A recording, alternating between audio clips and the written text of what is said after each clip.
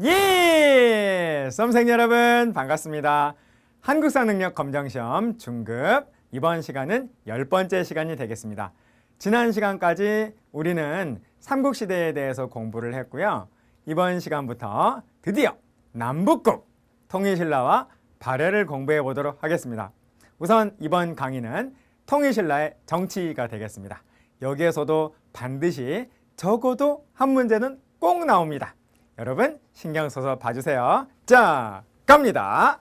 자, 여러분 시작을 해보겠습니다. 제목은 통일신라의 발전입니다. 통일신라의 전체적인 정치의 흐름을 먼저 우리가 잡고 그 다음에 하나씩 해보도록 하겠습니다. 자, 여러분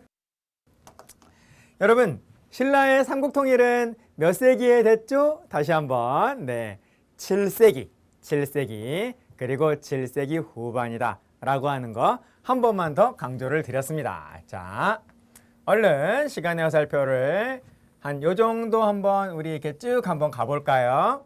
자, 여기가 7세기라고 한번 가정을 해보면 7세기의 시작은 당연히 601년이 되겠죠. 7세기 시작 601년. 자, 그래서 여기까지가 이제 7세기 전반이다.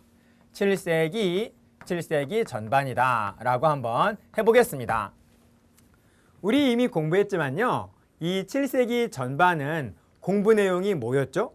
그렇죠, 여러분. 바로 다름 아닌 고구려가 주인공이었잖아요. 고구려와 중국의 왕조와의 두 번의 전쟁. 그게 바로 7세기 전반의 내용이 되겠다라는 겁니다. 자, 그래서 이렇게 톡톡 끊어가지고 612년 연도는 참고만 해주세요. 612년, 645년 복습 한번 해볼까요? 자, 여러분 612년 어느 나라가 쳐들어왔죠? 그렇습니다. 수나라가 바로 고구려를 침공을 했다. 그래서 수나라와 고구려가 싸웠는데 고구려가 승리했다. 어디에서? 살수에서. 그래서 얘를 뭐라고 표현을 한다? 살수대첩이라고 한다라는 겁니다. 당시 살수대첩을 승리로 이끈 고구려의 명장은 누구라고요? 그렇습니다. 을지문덕. 자, 이제는 모든 분들이 다 아실 거라고 생각을 합니다. 자, 그 다음에 645년 수나라는 멸망했습니다. 수나라는 멸망하고 다른 나라가 쳐들어왔죠. 중국의 왕조. 다른 중국의 왕조가 쳐들어왔는데 이번에는 당나라가 쳐들어왔다. 그래서 또 당나라하고 싸웠다. 근데 이번에도 고구려가 승리했다라는 겁니다. 그게 여러분 무슨 전쟁이죠? 무슨 싸움이라고도 표현을 하는데요. 그렇습니다. 이거를 바로 다름 아닌 안시성 전투 또는 안시성 싸움이라고도 우리 표현을 해주죠. 영화에서도 이제 나왔기 때문에 이제는 많은 분들이 잘 알고 계십니다. 자, 그래서 이렇게 두 번의 전쟁에서 고구려 모두 이긴 게 7세기 전반의 공부 내용이고 바로 이것이 바로 7세기 전반의 출제 포인트의 핵심이 되겠다라는 거. 자, 기억해 주십시오. 자, 그러면 이제 우리 7세기 후반으로 가게 되면은 또 내용이 또 달라지고 주인공이 바뀐다 그랬었습니다. 여러분 7세기 후반의 주인공은 신라죠. 신라가 648년에 김춘추가 당나라의 당태종과 나당 동맹을 전격 체결을 하잖아요. 그래서 나당 연합군을 구성을 해서 결국 660년에 백제로 쳐들어가죠. 그래서 백제가 660년에 멸망하고 맙니다. 자, 그래서 자, 여기를 660년이라고 한다면 바로 요때 백제가 멸망하죠. 자, 백제가 멸망하고요. 자, 8년 후에 668년 고구려가 멸망하죠. 고구려가. 자, 백제 멸망과 고구려 멸망은 신라가 독자적인 힘으로 한 것이 아니라 당나라랑 연합을 해가지고 나당 연합군이 이루어낸 작품이었다라는 겁니다. 그런데 고구려까지 멸망하고 나니까 신라와 당나라는 사이가 나빠지면서 전쟁을 하게 된다라는 거죠. 그래서 나당 전쟁을 하게 되는데 그 나당 전쟁에서 신라가 승리한다라는 거예요. 그래서 우리 지난 시간에 공부했습니다. 두 번의 큰 전투가 있었죠. 675년 매소성 전투 육전이었고요. 여기서 신라가 육전에서 승리하고, 그리고 676년 기벌포 전투, 여기에서는 또 신라가 해전에서 승리해가지고 결국 기벌포 전투를 끝으로 해서 당나라 군대를 완전히 격퇴하게 된다라는 겁니다. 자, 그래서 여기에서는 신라가 당의 군대를 아주 말끔하게 격퇴해 나가게 된다라는 것이죠. 자, 그런데 여러분, 우리가 여기에서 이러한 내용은 우리가 신라 통일 과정에 대해서 우리가 공부를 다 했는데요. 우리가 여기서 추가할 거는 뭐냐면은 백제를 멸망시켰을 당시에 신라의 왕이 누구냐, 그리고 고구려 멸망, 그리고 신라가 당나라 군대를 완전히 격퇴해서 통일 신라를 본격적으로 시작할 당시에 신라의 왕이 누구냐라고 하는 거는 우리가 아직 공부 안 했습니다. 여기에 추가를 한번 해보도록 하겠어요. 자, 이쪽은 잠시 우리가 좀 지워주시고, 잠시 지워주시고. 자, 우선 여러분, 백제를 멸망시킨 신라의 왕이 누구냐라고 한다면 바로 김춘추가 왕이 됐어요. 당시 나당 동맹을 체결할 당시에 그때는 김춘추가 왕이 아니어서 신라를 대표한 사신으로 가서 당나라에서 나당 동맹을 체결을 하거든요. 그거는 648년의 일입니다. 그런데 그로부터 얼마 후에 당시 왕이었던 진덕 여왕이 죽어요. 그래서 그 왕위를 누가 잇게 되냐면 654년에 바로 김춘추가 왕위를 잇는다라는 겁니다.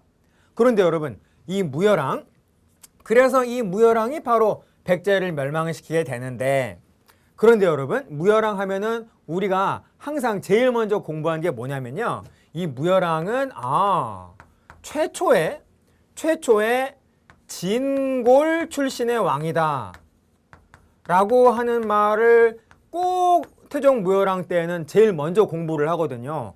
이게 뭐냐, 요거를 잠시 우리 한번 짚고 넘어가 보도록 합시다. 여러분, 신라의 귀족 등급의 제도, 그 제도 이름이 뭐죠? 바로 골품제라는 겁니다. 골품제. 자, 그런데 골품제가 이렇게 귀족 등급이 이렇게 쫙 있는데, 최고로 높은 등급, 최고의 등급이 뭐냐면 바로 성골이죠. 오직 성골만이 왕위를 배출할 수 있었습니다. 그럼 한번 써볼까요, 여러분? 자, 이쪽에다가 성골. 골품제 최고의 등급이 성골이고, 이 성골은 오직 왕위를 배출할 수 있는, 왕을 배출할 수 있는 가장 높은 귀족이다. 자, 그리고 왕을 배출하지는 못하지만 그 아래에 진골이라고 하는 아래 아주 높은 귀족 계급이 있다라는 거죠.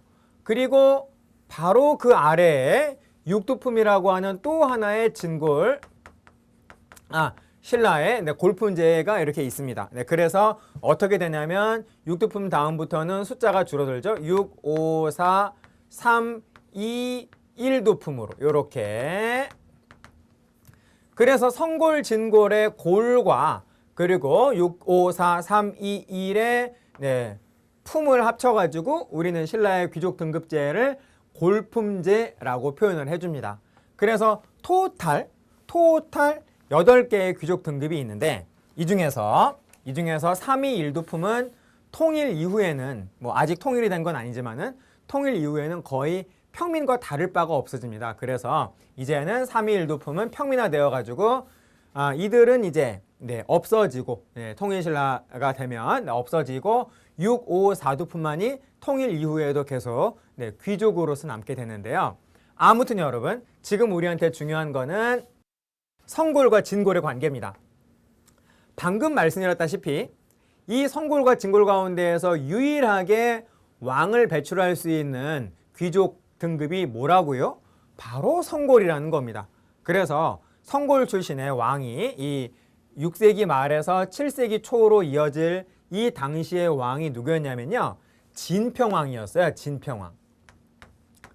진평왕이었는데, 진평왕이 죽고 나니까 이제는 성골 가운데 남자가 없는 겁니다.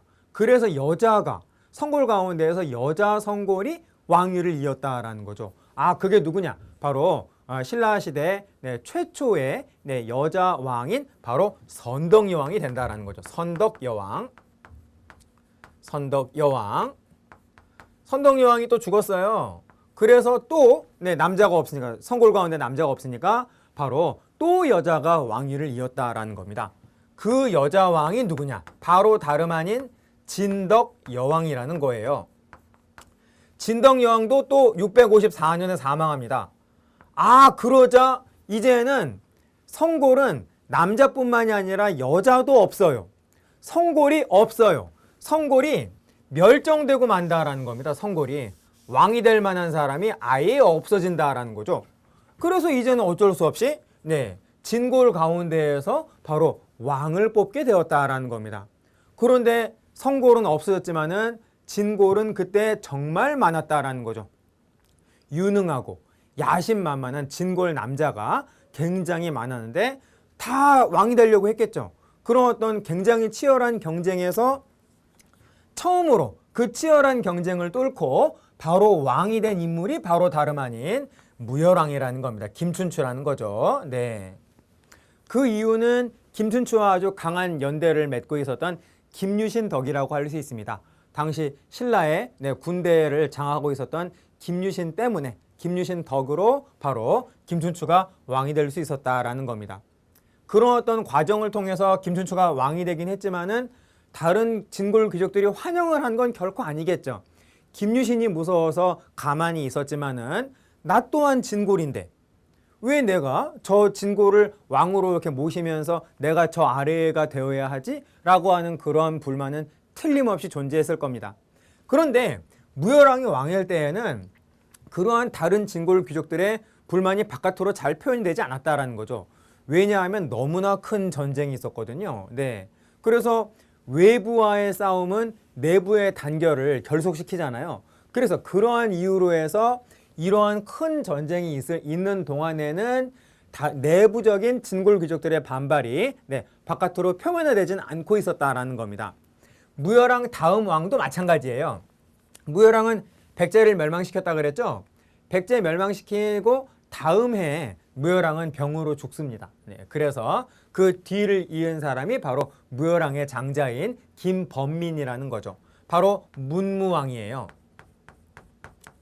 문무왕. 바로 이 문무왕이 고구려도 멸망시키고 당나라 군대에도 격퇴를 한 나당 전쟁을 승리로 이끈 바로 그 왕이라는 겁니다. 그래서 문무왕 때에도 다른 진골 귀족들의 반발이 바깥으로 나타나지 않았는데 그 다음 통일이 완성이 됐잖아요. 바로 그 다음 왕일 때 2대 왕에 걸친 다른 진골 귀족들의 반발이 드디어 겉으로 확 드러나게 되면서 바로 이때 즉위한 왕은 다른 진골 귀족들과 아주 치열한 권력 다툼을 하게 된다는 겁니다. 그리고 여기에서 크게 승리해요. 크게 승리해서 자기한테 왕권에 도전하는 다른 진골들을 모두 제거하면서 아주 강력한 전제 왕권을 확립을 한 통일신라 초기의 왕이 바로 이 왕이라는 겁니다. 우리 지난 시간에 잠깐 한번 말씀드린 적이 있는 바로 문무왕의 아들인 신문왕이라는 거예요. 그래서 이 신문왕은 다른 진골 귀족 세력들을 제거하는 과정에서 가장 큰 적이었다라고 말할 수 있는 자기 장인 김흠돌을 제거합니다. 김흠돌이 신문왕을 몰아내고 자기가 왕이 되려고 했었나 봐요. 정확히 당시 사양이 어땠는지는 당시 살아본 사람만이, 그 사건에 관여했던 사람만이 알겠죠. 아무튼 여러분, 신문왕은 김흠돌을 제거하면서 정적인 자기의 장인 김흠돌을 제거하면서 아주 강력한 전제 왕권을 확립하게 된다라는 겁니다. 그게 언제냐면요. 여기가 바로 7세기 후반의 끝, 700년이다라고 한다면 신문왕의 제2기간은 681년부터 692년까지입니다. 그러니까 7세기 말이라고 생각을 하시면 된다라는 거예요. 바로 요 시기 7세기 끝부분에 바로 신문왕이 들어간다. 이렇게 여러분 이해를 해주시면 좋을 것 같습니다. 그래서 이 신문왕이 아주 강력한 전제 왕권을 바로 확립했다라고 하는 증거로서 우리가 알 수 있는 게 뭐죠, 여러분? 신문왕이 다른 진골 귀족들한테 아주 불리한 토지제도 하나를 딱 내놓으면서 그거를 강제시킵니다. 그 다음에 그 토지제도를 일반화시키고 나서 기존의 다른 진골 귀족들한테 매우 유리했던 기존의 토지제도를 폐지해버리는 거죠. 자, 여러분, 그건 뭐죠? 우리 지난 시간에 공부한 거 다시 한번 떠올려 보도록 할까요? 자, 이쪽으로. 자, 여러분, 한번 적고 말겠습니다. 자, 보시면 토지제도는 수조권 제도를 의미한다 그랬었죠. 네, 수조권을 의미하는 제도를 토지제도라고 하고, 수조지 이미 우리 공부한 거 하나 있습니다. 그거 뭘 공부했었죠? 그렇죠, 여러분. 자, 제일 먼저 공부한 거 수조지. 시급하고 노급이 있었는데요. 시급은 누가 받는 거죠? 그렇습니다. 바로 왕족하고 공신이 받는 거죠. 왕족하고 공신이 받는 거고, 그래서 이거는 아주 예외적인 일부에 해당한다라는 거예요. 그래서 이거를 굳이 건드릴 필요는 없는 거고, 건드린 건 뭐죠, 여러분? 노급이라는 겁니다. 노급. 네. 그래서 이 노급은 당시 매우 유리했다라는 겁니다. 매우 유리했다. 누구한테 유리했다? 네. 귀족한테, 당시 진골 귀족한테 매우 유리한 제도였다. 자, 어떤 식으로 유리했죠? 그렇습니다. 바로 이 노급과 시급은 모두 그 지역의 조세 수치뿐만이 아니라 특산물 수치도 가능하고, 그리고 또 역도 증발이 가능한 매우 유리한 것이었다라는 겁니다. 그래서 바로 신문왕은 진골 귀족한테 불리한 거 하나를 내놓게 되는 거죠. 그것이 무엇이냐? 바로 관료전이라고 하는 진골한테 불리하고 자기한테는 유리한 이러한 제도를, 토지제도를 요거를 내놓으면서 진골한테 유리했던 노급을 없애버리고 만다라는 겁니다. 물론 시급은 진골한테 유리했지만은 요거는 아주 예외적인 거니까 얘는 그냥 놔뒀다라는 거예요. 자, 그래서 여러분 다시 한번, 자, 김음도를 제거했다. 그러면서 동시에 뭐를 했다? 관료전을, 그 직후 관료전을 지급을 하면서, 그리고 어느 정도 이 관료전 지급이 일반화된 후에 그 다음에 노급을 폐지했다. 여러분, 이거를 통해서 우리는 뭐를 알 수 있냐면, 당시 왕의 권력이 진골 귀족들보다 우세했다, 이랬다, 부등호가 이쪽이었다 라고 하는 거를 우리가 알 수 있다라는 겁니다. 자, 그래서 여러분, 그 다음은 8세기가 돼요. 8세기가 되어서 8세기를 또 쭉쭉 한번 가보면, 자, 이렇게, 자, 여러분 여기까지만 한번 가볼까요? 자, 여기가 8세기다 라고 한다면요, 8세기, 자, 또 8세기는 전반 후반 이런 식으로 나눠볼 수가 있겠습니다. 8세기는 701년부터 800년까지가 바로 8세기가 되는 것이죠. 8세기. 자, 그래서 여러분 여기가 이 앞쪽이 전반이고, 자, 그리고 이 뒤쪽이 후반이 되는데요. 신문왕이 죽은 다음에 이제 바로 8세기 초로 넘어가게 됩니다.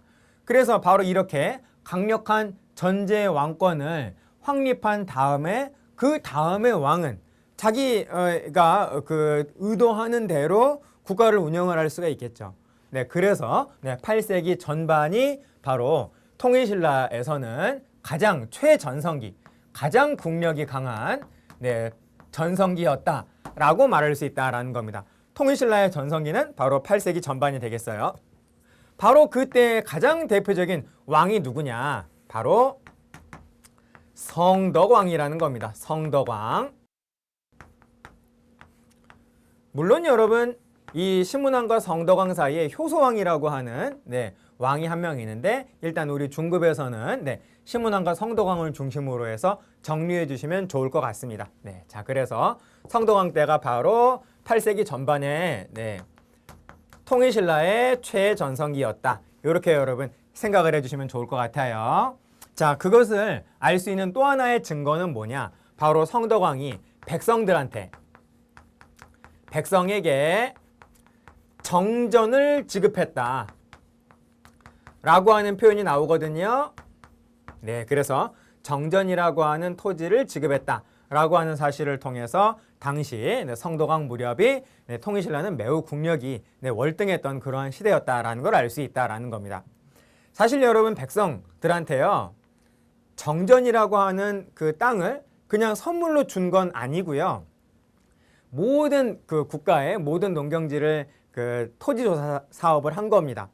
그래가지고 각각의 백성들이 가지고 있는 토지의 소유권을 명확해줬다라는 거예요. 이 땅 주인은 진짜로 너구나. 오케이. 이 땅 주인은 정말로 너구나. 이렇게 땅의 주인을 명확하게 확정을 시켜준 다음에 바로 그 땅 주인으로부터 조세를 제대로 징수하게끔 했다라는 겁니다. 즉 여러분, 토지조사 사업을 하고 땅 주인을 명확하게 확정을 한다라고 하는 것은 국력이 강하지 않으면 쉽지 않은 일이거든요. 당시 상황에서는. 네, 그래서 땅 주인을 명확하게 해줬는데 그것을 바로 표현을 할 때에는 그냥 정전이라고 하는 토지를 지급했다라고 표현을 해준다라는 겁니다. 그렇게 보시면 좋을 것 같아요. 네. 자, 그리고 그 다음으로 넘어가게 되면 이제 8세기 중반인데요. 8세기 중반인데, 자, 요때가 전성기고 전성기에서 조금 이제 꺾어집니다. 꺾어져가지고 그 다음 왕, 물론 요 성덕왕하고 이 다음 왕 사이에도 어느 그 다른 한 명의 왕이 있어, 효성왕이라고 하는 왕이 있는데, 일단 우리 중급에서는 성덕왕 다음을 이 왕이라고 생각을 해도 상관이 없다라는 겁니다. 자, 이렇게 정리해 주세요. 네, 그래서 성덕왕 때는 전성기를 누렸는데 바로 그 다음인 경덕왕 때에는 그 전성기가 이제 한풀 꺾이면서 신문왕 때에는 진골 귀족들에게 왕권이 훨씬 더 강했는데, 이제는 어떻게 되느냐? 왕권과 진골 귀족의 부등호가요, 역전이 됩니다. 진골 귀족들의 강한 압박으로 인해서 이렇게 된다라는 거죠. 이렇게. 자, 이렇게 된다라는 거를 알 수 있는 증거가 바로 뭐냐면, 신문왕 때 폐지되었던 노급이, 신문왕 때 폐지가 되었던 노급이 바로 경덕왕 때는 다시 부활한다라는 거죠. 여러분, 노급은 누구한테 유리한 거죠? 진골한테 유리한 거죠. 이 진골한테 유리한, 그리고 왕한테는 불리한 이러한 노급이라고 하는 수조권 제도가 폐지되었던 게 다시 부활했다 라는 것은 당시 진골의 힘이 왕을 능가하는, 그런 진골의 연합이 왕을 능가하는 힘을 가졌다라는 것을 우리가 알 수가 있다라는 겁니다. 그래서 이때부터는 이제 점차 왕권이 약화되게 된다라는 거예요. 정치적으로는 그렇고요. 문화적으로, 사회 문화적으로는 가장 융성했던 시기가 바로 경동왕 때다라고 말할 수가 있다라는 겁니다. 불국사 석굴암이 만들어진 때기도 하고요. 네, 정말로 아주 눈부신 문화가 눈부셨던 시대는 바로 경덕왕 때다라고 볼 수가 있겠어요. 자, 그런데 부등호가 이렇게 꺾인 것도 참 반대가 된 것도 서러운데, 경덕왕의 아들인 혜공왕은 아예 진골 귀족한테 살해를 당합니다. 이 혜공왕이 살해를 당한 거는 언제냐? 네, 780년이에요. 780년에 아예 살해를 당한다라는 거죠. 아예 진골 귀족에게 혜공왕은 피살된다. 혜공왕이 진골한테 피살을 당한 780년 이후부터는 우리가 어떻게 얘기할 수 있냐면, 780년 이후부터는 다른 진골 귀족들이 왕이 되기 위해서 정말 치열하게 경쟁을 합니다. 그래서 진골 귀족들 간에 780년 이후부터는 귀족 간에 아주 치열한 왕위 쟁탈전, 네, 왕위 쟁탈전이 전개가 된다 라고 볼 수가 있다라는 것이죠. 그래서 신라가 멸망하게 되는 935년까지, 935에서 780 빼면은 155년간이죠. 155년간은 신라가 망해가는 시기로서 진골 귀족들이 다른 진골 귀족을 죽이면서, 왕이었던 진골 귀족을 죽이고 자기가 왕 되고 잠시 동안 있다가 또 다른 누군가가 자기를 죽이고 그 사람이 왕이 되는 그런 아주 치열한 왕위 쟁탈전이 155년간 지속이 된다라는 거예요. 그래서 이 155년간 바뀐 왕만 20명입니다. 그래서 평균 재위기간이 7.5년 정도밖에 안 된다라는 거예요. 이것은 자연스러운 죽음이 아니다라는 걸 알 수 있겠죠. 살해당해서 그렇게 빨리 죽었다라는 걸 알 수가 있다라는 겁니다. 자, 그래서 9세기로 가게 되면은 이렇게 국력은 왕위 쟁탈전으로 인해서 더더욱 약화가 되겠고, 다른 진골류족들이 좀 더 강한 힘을 가지기 위해서 백성들한테 대한 수탈은 좀 더 강화했겠죠. 그래서 백성들은 정말로 힘들었겠죠. 그래서 백성들이 아주 강하게 반발을 하면서 봉기를 막 일으키게 됐는데, 그래서 9세기는 통일신라의 역사에서 우리가 뭐라고 얘기를 하면 되냐면요, 반란의 세기였다. 9세기는 통일신라의 역사에서 반란의 세기였다 라고 생각을 하시면 된다라는 겁니다. 이해되시죠, 여러분? 자, 그럼 우리 여기를 좀 지우고요. 자, 9세기 한번 보시겠습니다.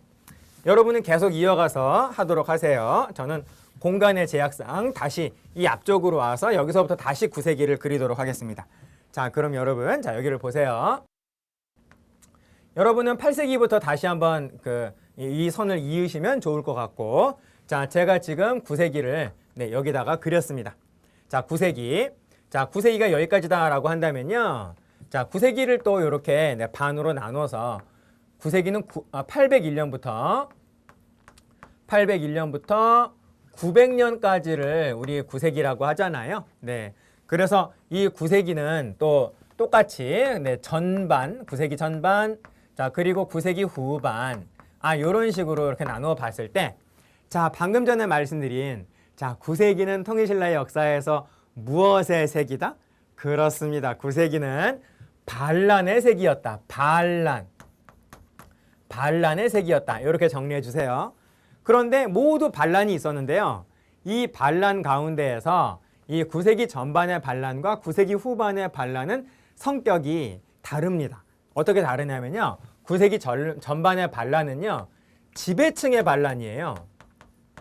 이미 모든 것을 가지고 있는 진골 귀족이, 그리고 그 왕 못지않은 권력을 가지고 있는 누군가가 자기가 왕 되려고, 또는 자기 딸을 왕한테 시집 보내려고, 보다 더 강한 권력을 가지기 위해서 바로 지배층이 일으키는 반란이 바로 9세기 전반의 반란이다 라고 볼 수 있는 반면, 9세기 후반의 반란이야말로 우리가 일반적으로 생각하는 바로 그 반란이에요. 민중 반란, 민중 봉기라는 거죠. 9세기 후반의 반란은 피지배층, 정말 못 살겠다, 굶어 죽으나 싸우다 죽으나 죽기는 마찬가지다, 그렇다면 한번 싸우다 죽어보자 라고 하는 그런 생계형 반란이 바로, 농민들의 생계형 반란이 바로 9세기 후반의 반란이 된다라는 겁니다.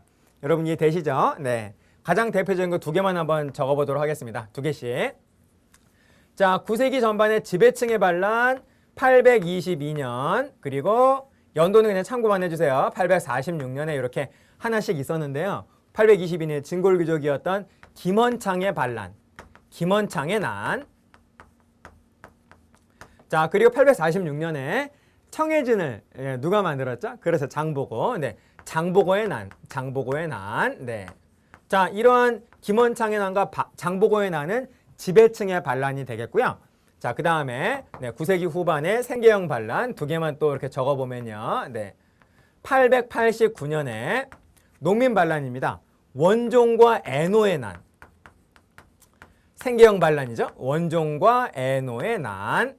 자, 그리고 또 요 하나, 896년에 적고적의 난. 붉은 바지를 입은 도둑대라는 뜻인데요.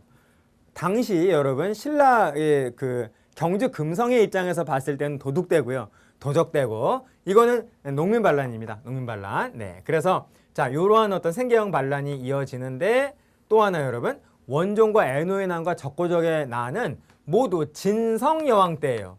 진성여왕 때. 신라의 992년간의 역사에서 여왕은 딱 3명입니다. 통일 전에 2명, 그러니까 삼국통일 직전에 2명이 있고, 그리고 통일 이후에 바로 진성여왕 1명인데요. 통일 직전의 여왕은 선덕여왕과 진덕여왕이죠. 진덕여왕. 그리고 통일 이후에 또 한 명의 여왕은 바로 신라가 망하기 직전에 있었던 진성여왕. 네. 최치원이 바로 진성여왕한테 바로 건의를 했다가 이게 받아들여지지 않으면서 바로 최치원이 이제 은둔을 하게 되는 것이죠. 네, 좋습니다. 자, 아무튼 여러분, 자, 그래서 자, 이런 어떤 그 반란이 계속 이루어지니까요. 이제 수도인 경주 금성의 영향력이 통일신라의 모든 영역에 미치지 못하게 된다라는 겁니다. 그래서 자, 여기 보시는 것처럼 여기 이게 소백산맥이라고 하면은 자, 여기가 경주 금성, 여기가 신라의 수도인 경주 금성이라고 한번 가정을 해보면요. 신라의 영토가 이만큼이다라고 하면은 그 전에 신라가 힘이 셌을 때에는 모든 지역으로 금성의 영향력이 미쳤겠죠. 아, 그런데 이제는 힘이 약해지니까 대체적으로 뭐 꼭 그런 건 아닙니다만은 경주 금성의 영향력이 이 소백산맥을 넘지 못하게 된다라는 거예요. 그래서 실질적으로 경주 금성을 중심으로 해서 중앙이 통치하는 지역은 통일신라의 영역에서 요만큼밖에 되지 못하게 된다라는 겁니다. 그러자 나머지 지역, 이 소백산맥 위에 한강 유역과 소백산맥 왼쪽에 옛 백제의 땅은 통째로 다 뭐가 되는 거죠? 무정부 상태가 돼버리는 거죠. 무정부 상태. 그래서 여기에서는 정부가 없는 상태가 돼버리니까요. 각 지역마다 힘이 있는 누군가가 나서가지고 자기가 왕의 기능을 대신합니다. 그래서 그 지역에서 자기 스스로 세금 거두면서 그 지역을 자기가 알아서 통치하는 지방 세력가가 등장을 하게 되는데 그 지방 세력가를 뭐라고 하냐면 호족이라고 한다라는 거예요. 호족. 네. 자, 그래서 이 호족들이 일종의 자기가 점령한 자기가 영향력을 행사하는 지역에서는 일종의 작은 왕의 기능을 했던 겁니다. 그런데 그 옆에는 또 다른 호족이 있겠죠. 좀 더 큰 호족이 있겠죠. 아무튼 중앙을 완전히 무시한 상태에서 각각의 호족들은 자신들의 세력을 넓히기 위해서 치열하게 싸웁니다. 그래서 어느 한쪽이 이기잖아요. 네. 그럼 얘는 더 커지는 거죠. 그래서 계속 처음에는 호족의 숫자가 많았는데 각 지역마다 호족의 숫자가 많았는데 점차 이렇게 큰 호족만 남고 나머지는 다 정리가 돼버렸다라는 겁니다. 그래서 그렇게 보다 더 세력이 커진 그런 어떤 호족이 바로 그 지역을 중심으로 해서 국가를 건국을 하게 되는데요. 두 개가 생기는 거죠. 소백산맥 왼쪽 옛 백제 땅이 하나, 다음에 소백산맥 위쪽에 고구려 땅이 조금 들어가는 북쪽에 하나, 이렇게 생깁니다. 자, 그래서 이 왼쪽에 있는 게 바로 백제의 옛날 영광을 되찾겠다라고 하면서 백제가 다시 건국이 돼요. 그래서 우리는 이것을 온조가 세운 삼국시대의 백제랑 헷갈리니까요. 역사가가 그냥 편의상 후자를 붙이지 않습니까? 그래서 이 백제를 뭐라고 하냐면 후백제라고 하죠. 누가 세웠죠, 여러분? 견훤이. 자, 그리고 이 위쪽은 고구려 영광을 되찾겠다라고 하면서 바로 고구려를 세웠는데 또 주몽의 고구려하고 헷갈리니까 후자를 붙여서 우리는 역사가들이 후고구려라고 편의상 부릅니다. 여러분, 후고구려는 누가 건국을 했죠? 그렇습니다. 궁예가 건국을 했죠. 그래서 이제는 통일신라라고 말하기 어렵잖아요. 네, 그래서 이제부터는 뭐라고 표현을 하냐면 삼국시대 이후에 다시 시작된 삼국시대다라고 해서 이 시기를 여기 또 신라가 있고요. 후삼국시대다라고 표현을 해주게 되는 것이죠. 그래서 아주 잠시 동안 후삼국시대가 가게 되는데 이 궁예가 폭정을 일삼게 되니까요. 궁예의 신하가 정변을 일으켜서 궁예를 죽이고 자기가 왕이 되지 않습니까? 여러분, 그 사람이 누구죠? 왕건이죠. 왕건이 왕이 되면서 나라를 뭐로 바꾸나요? 고려로 바꾸게 되는 거죠. 고려. 네, 그래서 고려, 후백제, 신라 이렇게 3파전으로 가는데 신라가 먼저 고려한테 항복합니다. 935년에요. 네. 그래서 고려 땅이 이렇게 기역자 모양이 돼요. 그래서 한반도에 고려하고 후백제 이렇게 둘만 남은 겁니다. 자, 그래서 고려하고 후백제가 한반도에 주도권을 놓고 마지막 결전을 벌이는데 여기서 고려가 승리하죠. 그래서 후백제는 사라지고 고려가 다시 후삼국을 재통일하게 된다라는 거죠. 네. 자, 요게 바로 본격적인 후삼국을 재통일한 이후에 고려의 본격적인 출발이 된다라는 겁니다. 자, 그럼 여러분 여기에다가 우리 지금 제가 그림으로 간략하게 설명한 거를 한번 적어보도록 하겠습니다. 자, 900년에 뭐가 건국이 되냐면 후백제가 건국이 된다. 누가? 견훤이. 견훤에 의해서 후백제가 건국이 되고, 자, 그 다음에 조금만 더 가보면 901년이 여기가 10세기가 되는 거죠. 여기서부터가 이제 10세기가 되는데요. 10세기 전반에 바로 901년에 후고구려 궁예에 의해서 그런데 궁예가 계속 폭정을 일삼으니까 궁예는 왕건한테 죽임을 당하고 왕건이 왕이 되면서 나라 이름을 뭐로 바꿨다? 고려로 바꿨다라는 겁니다. 사실 이 사이에 궁예는 왕의 국가의 이름을 2번 바꿔요. 후고구려에서 당시는 고구려였죠. 고구려에서 904년에 마진으로 왕 이름을 국가 이름을 바꾸고요. 다시 한번 911년에 태봉으로 바꿉니다. 그래서 궁예는 태봉의 왕일 적에 죽은 거죠. 그리고 나서 이제 왕건이 나라 이름을 태봉에서 고려로 바꾸게 됩니다. 편의상 이렇게만 적겠어요. 그래서 결국 고려가 이렇게 탄생한 거는 918년이고요. 918년이고 918년에 일단 건국이 된 고려한테 935년에 바로 신라가 고려에게 항복을 해버리는 거죠. 신라가 고려에게 투항을 하게 되고요.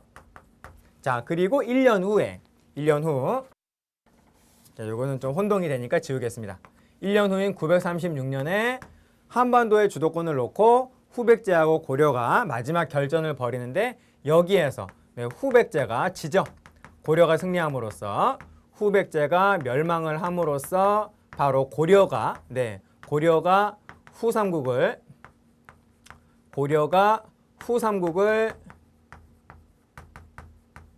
936년에 통일하게 됩니다.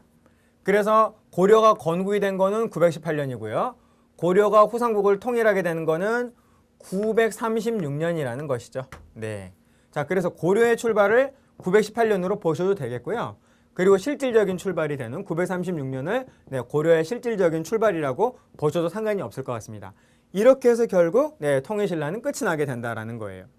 그런데 이 시대를 우리는 뭐라고 표현을 하냐면요. 남북국이라고 하죠. 남쪽에는 통일신라가 있고 북쪽에는 어떤 나라가 있냐면 발해가 있잖아요. 그래서 발해가 고구려가 멸망하고 30년 후에 고구려의 장군이었던 대조영이 고구려를 계승한 국가를 만들죠. 바로 발해. 그래서 발해가 쭉 가다가 발해는 언제 멸망하냐면요. 926년에 이 위쪽이 발해라고 하면은 926년에 발해는 멸망합니다. 그러니까 통일신라와 발해는 거의 200년이 넘게 거의 쭉 가게 되는 거죠. 자, 그래서 북쪽이 발해가 되는 것이고 발해는 거란족의 공격을 받아서 멸망합니다. 거란족 수장인 야율 아보기가 이끄는 거란군의 공격을 받아서 발해는 멸망을 한다라는 것이죠. 자, 통일신라의 정치사에 대해서 이 정도로 제가 좀 대략적인 개괄 설명을 드렸습니다. 어느 정도 통일신라의 그 정치의 흐름이 이해가 되시나요? 7세기 말에 7세기 후반에 통일을 이루게 되고 다음에 7세기 말에 신문왕에 의해서 전제왕권이 강화된 통일신라는 8세기 전반에 전성기를 구가하게 되는데 8세기 중반에 경덕왕 때 진골 귀족한테 세력이 역전을 당하면서 경덕왕의 아들인 해궁왕이 8세기 후반인 780년에 피살을 당하면서 이 해궁왕 이후부터는 피살 이후부터는 아주 치열한 진골 귀족들 간의 왕위 쟁탈전이 전개가 된다. 그래서 다음 세기인 9세기부터는 반란이 막 끊임없이 이루어지게 되는데 9세기 전반에는 지배층의 반란, 9세기 후반에는 피지배층의 반란이 계속 이어져서 통일신라는 더 이상 통일한 모든 영역을 커버하지 못하게 되니까 후백제와 후고구려라고 하는 새로운 국가가 건설이 되어서 바로 후삼국 시대라고 부르게 된다. 결국 후삼국을 통일한 나라는 바로 고려다라는 겁니다. 그렇게 좀 봐주시면 되겠어요. 자, 여러분 슬라이드 보시면서 자, 계속 보시겠습니다. 자, 여러분 빈칸 한번 넣어보세요. 이미 다 설명을 드린 거니까요. 한번 해봅시다. 최초의 진골 출신의 왕. 아, 느낌이 확 오시죠? 네, 백제를 멸망시켰다. 그리고 고구려 원정을 계획을 하다가 백제 멸망 1년 후에 제 생각으로는 과로사 하시지 않았을까라는 그런 생각이 드는데요. 아무튼 병으로 돌아가신 이분, 네, 무열왕, 네, 김춘추가 되겠습니다. 다음 왕, 고구려 멸망시키고 나당 전쟁을 승리해가지고 삼국통일을 완성하고요. 네, 자, 이 분은 누구시냐? 문무왕이 되겠습니다. 자, 다음 왕은 당연히 문무왕의 아들 이분이 되겠죠. 아주 강력한 전제 왕권을 강화하기 위해서 장인이었던 김응도를 제거하고 관료전 지급하고 노급 폐지했다. 네, 즉 진골귀족한테 매우 불리한 관료전을 지급했다. 조세만 징수할 수 있는. 그런데 이 관료전을 지급하고 어느 정도 관료전이 일반화된 2년 후에는 진골귀족들한테 유리한 노급을 아예 폐지해버린다. 바로 그분이죠. 네. 자, 그리고 또 하나 국학을 설립했다. 국학은 신라의 통일신라의 최고 교육기관 이름이 바로 국학입니다. 그러니까 신라의 대학이라고 생각을 하시면 되겠어요. 바로 신문왕. 좋습니다. 다음, 자, 백성에게 정전을 지급했다. 네, 각각의 백성들이 가지고 있었던 토지의 소유권을 명확하게 했다. 인데 이것을 정전을 지급했다라고 표현을 해주는 바로 그분입니다. 네, 누구죠? 성덕왕. 이때가 바로 통일신라의 전성기가 된다라는 거고 8세기 전반 놓치지 말아 주십시오. 자, 그런데 그 다음에 이 왕 때는 꺾인다.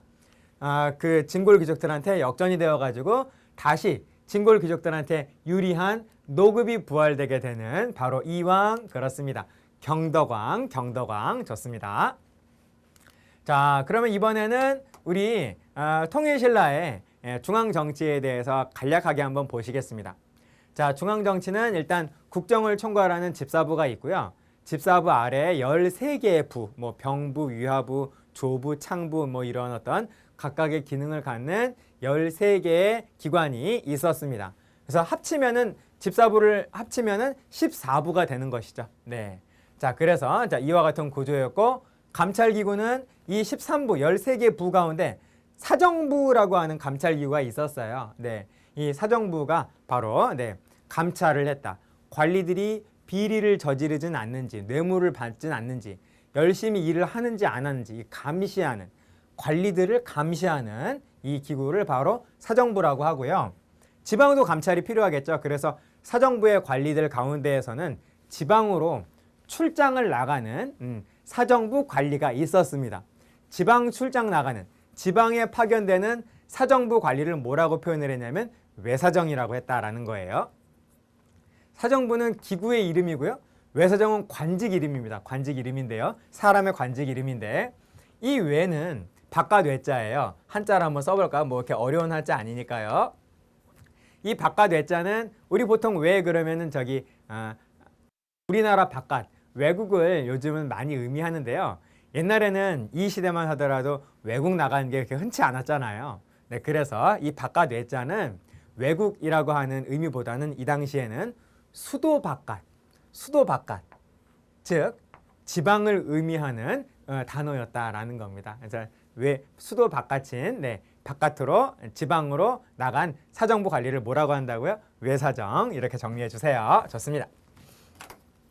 자, 그리고 조금만 더. 네. 자, 지방행정. 통일한 영토를 몇 등분을 해가지고 어떻게 통치했느냐라는 건데요. 여러분, 지금 우리 대한민국은 가장 넓은 지방의 행정구역이 도죠.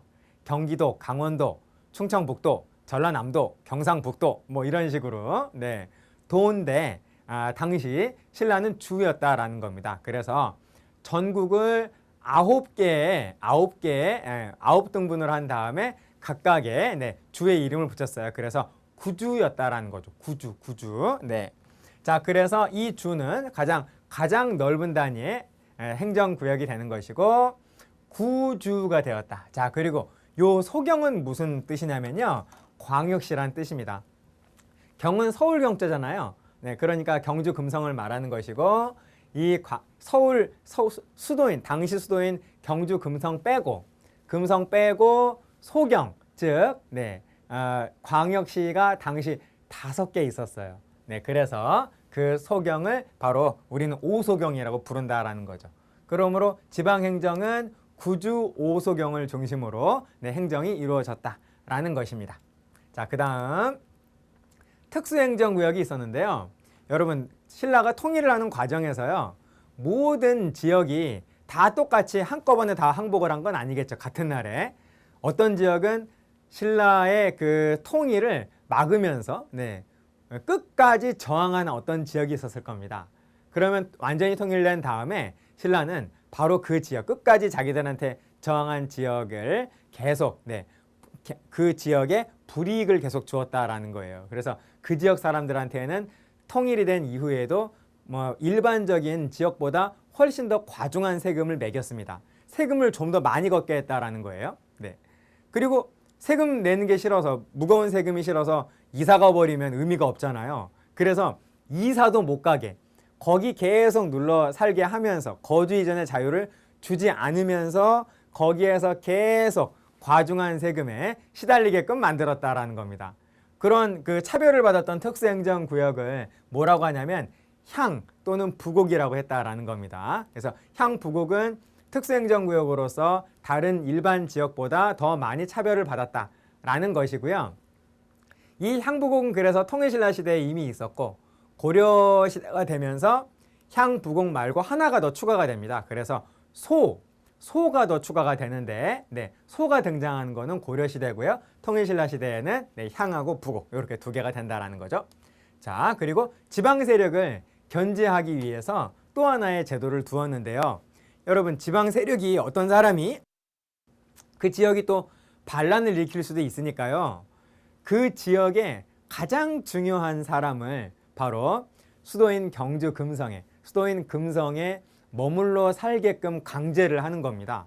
그래서 그 지역이 반란을 못 일으키도록 만약에 그쪽이 반란을 일으킨다라고 하면 수도에 지금 있는 그 지역의 중심임을 한 사람은 포기해야 되는 거죠.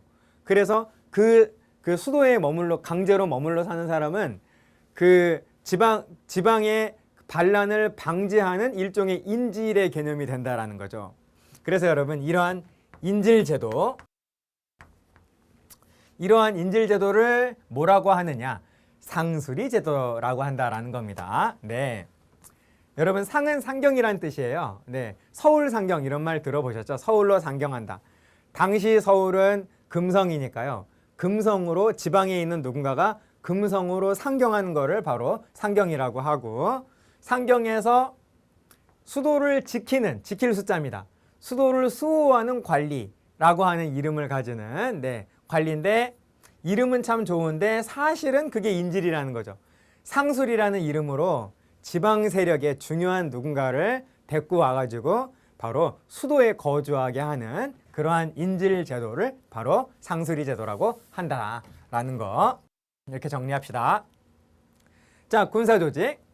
여러분 서당 그러면 하늘 천 따지가 떠오르잖아요. 근데 이 서당은 그런 게 아니라요. 중앙군입니다. 중앙군. 네. 당이라고 하는 것은 깃발이라는 뜻이에요. 깃발 아래 맹세했다, 서야겠다 이런 뜻입니다. 맹세한 깃발이라는 그런 의미를 가져요. 네, 그래서 같은 하나의 그 동일한 깃발 아래 맹세한 군대, 강력한 군대 하나가 네, 모여 있는 거죠.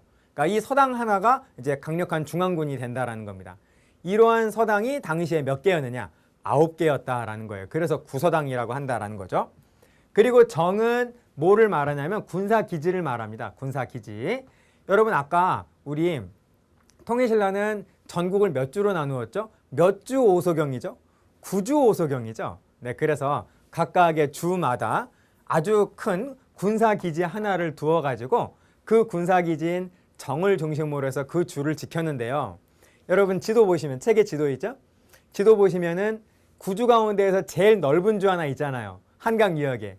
한주. 네. 한 주는 하나의 정으로 안 되는 겁니다. 부족해요. 그래서 한 주만 하나를 더 추가했어요. 그래서 한 주만 2개. 나머지 8개의 주는 정 1개. 그래서 다 합치면 몇 개의 정이 되냐면 10정이 된다라는 겁니다. 그래서 중앙구는 구서당 그리고 지방구는 10정 체제였다라는 것입니다. 이렇게 좀 정리해 주시면 되겠어요. 자, 그리고 유교 정치 이념을 강화해서 신문왕은 신라의 대학인 이 학교를 설립했다 그랬었는데 여러분 기억나십니까? 그렇죠. 네, 국학이죠. 네, 그리고 이건 뭐냐면 원성왕 때인데 원성왕이라고 하는 거는 참고해 주시고요. 국학이라고 하는 대학의 졸업 시험으로서 이 공부한 그것을 가지고 그 국학의 학생이 공부한 양을 보고 상품, 중품, 하품 이런 식으로 품계를 나누어서 성적 순에 따라서 네, 관리를 채용을 하는 그러한 제도가 있었습니다. 책을 읽은 그 수준에 따라서 관리 채용의 기준으로 삼았다라고 하는 이 제도를 뭐라고 표현을 하냐면요. 독서 상품과라고 한다라는 것이죠. 네. 자, 그래서 이러한 것들을 통해서 당시에 네, 왕들이 유교를 매우 중시했고 유교의 정치 이념을 강화하기 위한 노력을 했다라고 하는 것을 우리가 어느 정도 확인을 해볼 수가 있다라는 겁니다. 네, 여러분 잘 이해가 되셨습니까? 여기까지입니다. 자, 그래서 여러분 우리 이번 시간에는 네, 통일신라의 발전에 대해서 공부를 했고요. 네, 그리고 통일신라의 중앙정치, 네, 그리고 네, 지방행정, 그리고 군사제도에 대해서도 우리가 공부를 했습니다. 이번 시간 아주 중요한 시간이었기 때문에 여러분 잘 복습을 하셔가지고 꼭 여러분 것으로 만드시길 바라겠습니다. 여러분 이번 강의는 여기까지 하겠습니다. 마치겠습니다. 끝!